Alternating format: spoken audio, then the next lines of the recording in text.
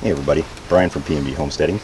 Just wanted to come out here and give kind of an update before and after shots of our tomatoes that I'm going to be trimming today again.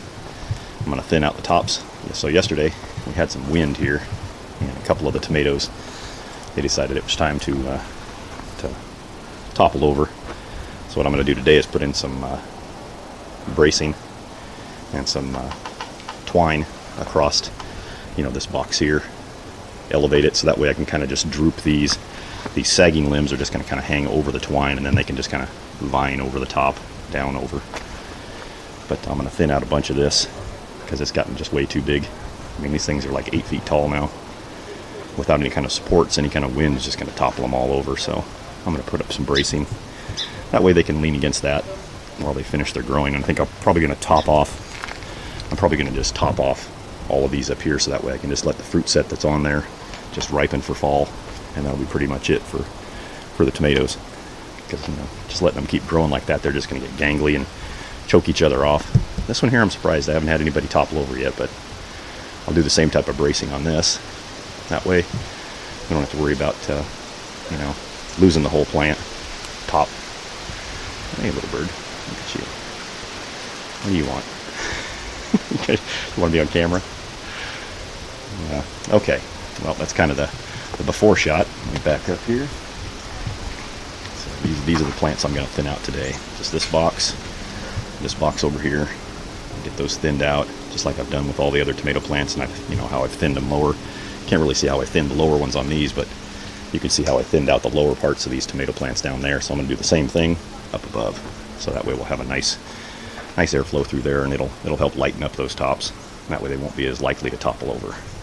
All right.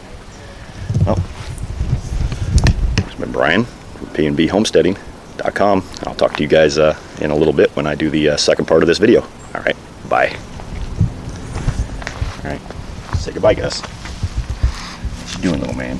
Look at you. You good little old dog. You 12-year-old. There you are. All right. Bye, guys.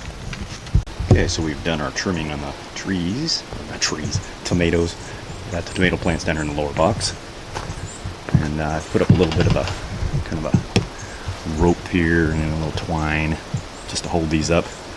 Keep them from, bending completely over 90 degrees. So what I'll do is I'll let these kind of grow this way, and then they'll get tucked up over the next level up here. And this isn't anything hardy or sturdy. I mean, I just double twined it just in case one breaks. I want to have it just snap and then let all the tomatoes just hit the ground.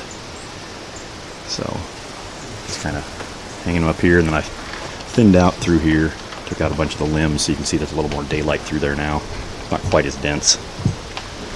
And then over here I did the same thing. Got the twine up above, goes across, and then hopefully that's just because we get the winds. You can see the wind blowing here through the peach tree. It's a little windy today. Hot as heck though. But we got the tomatoes here. I've thinned these out, so I'll just let them kind of grow up, and then I'll just tuck them over the top here, and hopefully that'll be enough for summer.